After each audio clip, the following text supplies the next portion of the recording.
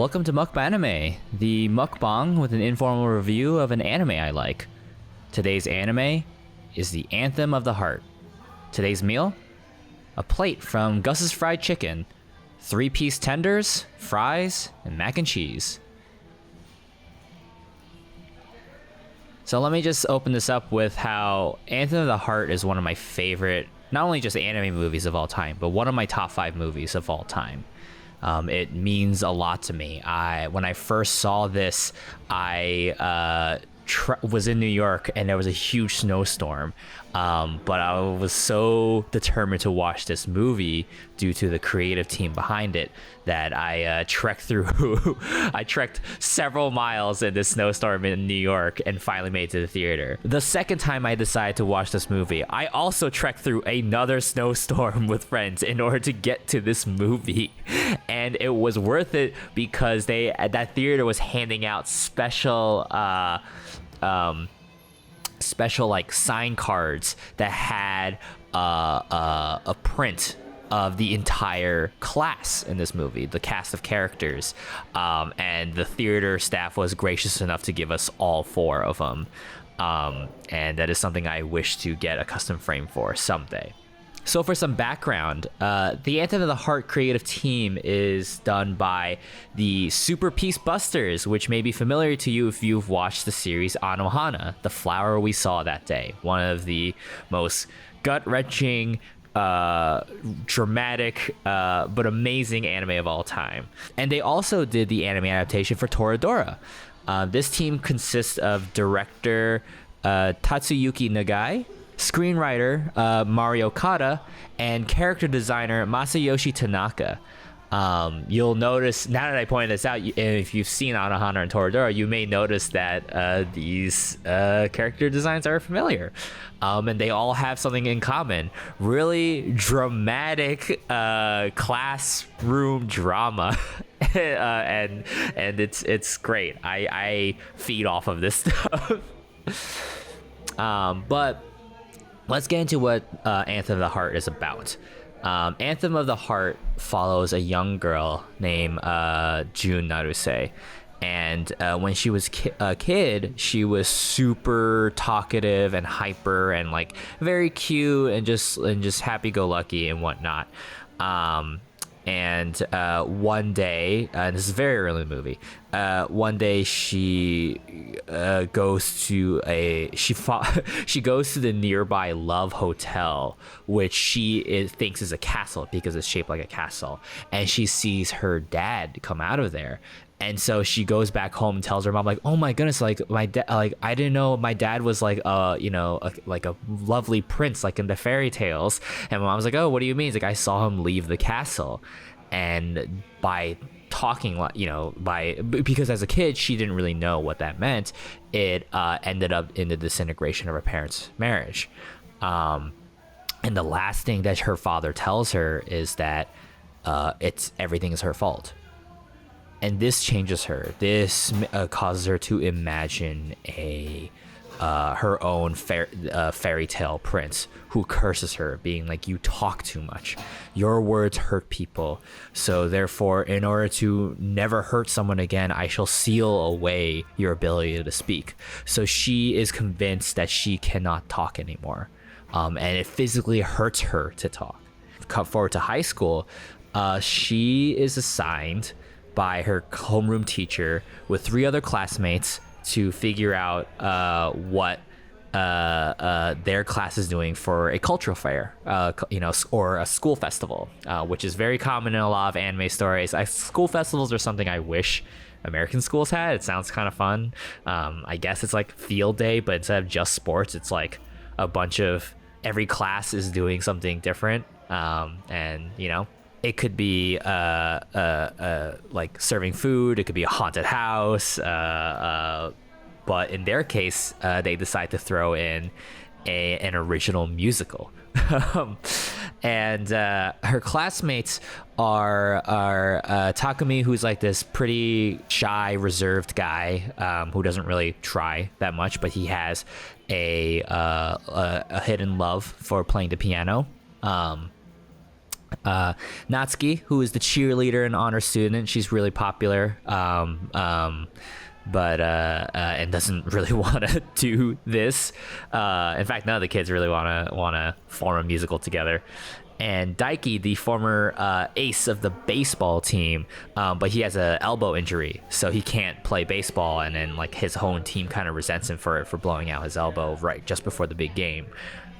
Each one of these classmates have something going on in their own personal lives, their own demons to confront, and they kind of do so together while forming this musical.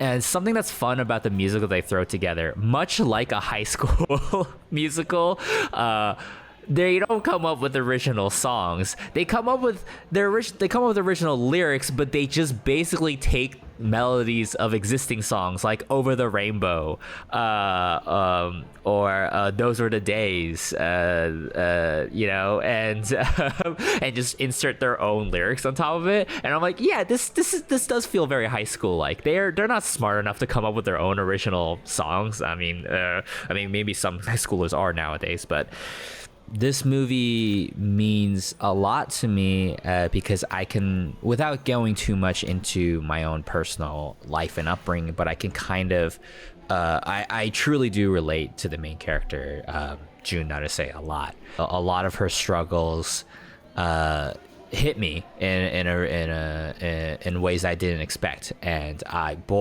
there's a reason why I went out back into another snowstorm to watch this movie again, because it hit me so hard. I cried so much, and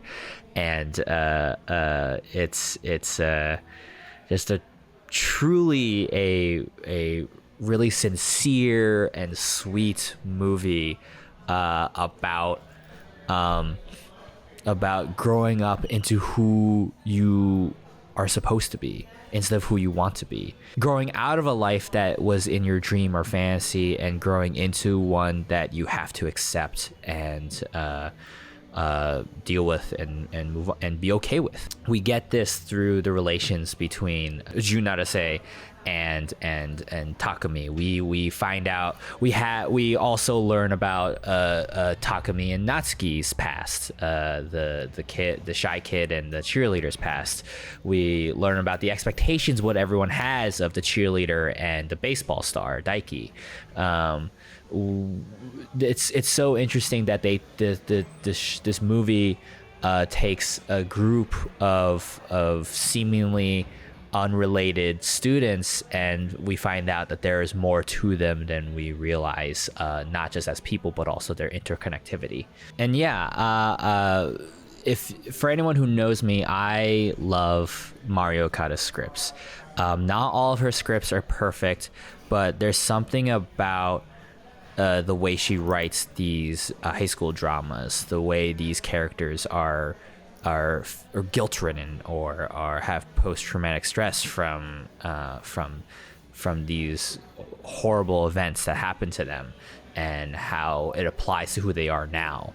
It's something I really enjoy. Her newest film the newest film from this team, Her Blue Sky, was something I was super looking forward to, and at the time I couldn't tell if I enjoyed this more or Anthem the Heart more, but I think ultimately Anthem the Heart has more elements that resonate with me. While Her Blue Sky, I think, is a great film, a lot of people would argue that the ending of it, without giving too much away, it doesn't fulfill what it promises, while Anthem the Heart does. It delivers on the premise that it will have this weird high school play and mean more.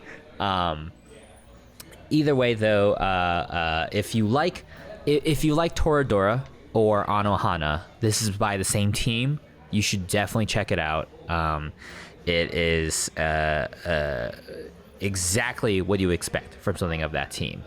It doesn't hit the dramatic highs as Anohana, given that Anohana was a series, And I'll just also plug in too, if you guys haven't seen Anohana, a 12 episode series, wonderful series about a group of childhood friends who don't talk to each other anymore because one of them drowned in an accident, and the ghost of that friend shows up to the main character and asks and wishes for the friends to reunite, but they don't talk to each other anymore.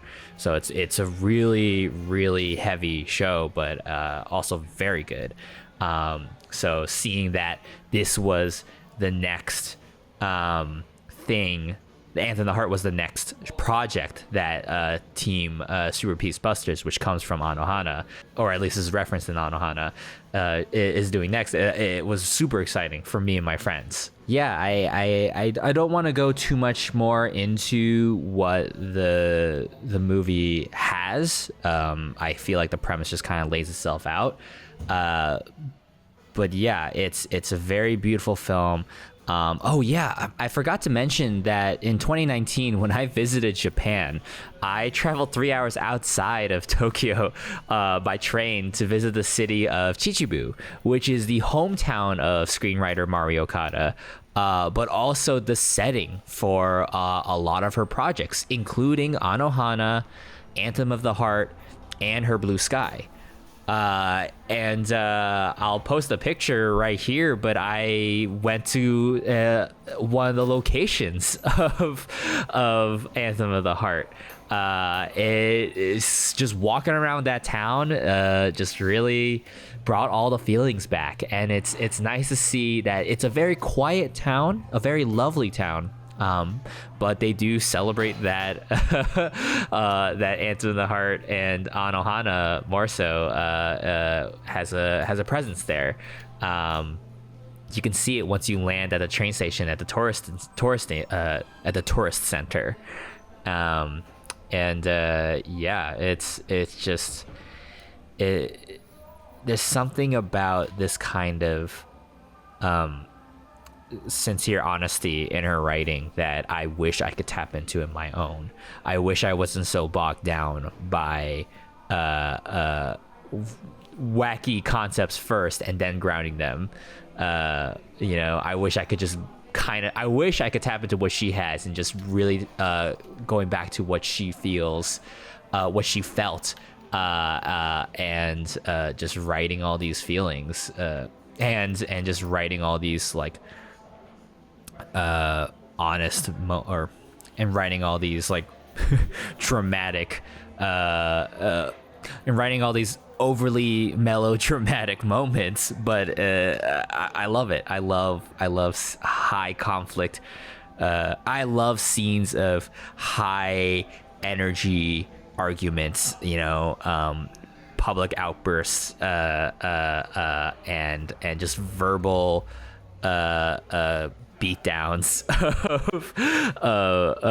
or verbal clashes of characters' wants and desires out of pure selfish emotion. It's really interesting for me to see how it's really interesting to me to see it in her work over and over again, as well as the rest of the creative team. Once again, to reiterate all my points, Anthem of the Heart is the type of movie that is a slow burn, slice of life melodrama. If you're looking for those kinds of things, and young people trying to find themselves at a time of discovery and acceptance of where they are, this is a movie for you. I super recommend it. Once again, this is one of my favorite movies of all time. It's just very sweet. It's also just a very gorgeous looking film, and that really celebrates a small town in Japan, and a very endearing soundtrack filled with numbers that may be very familiar to you melodically. And yeah, that was a doozy of a meal. Let me know what you guys think if you have seen this movie or want to see this movie. Yeah, bye.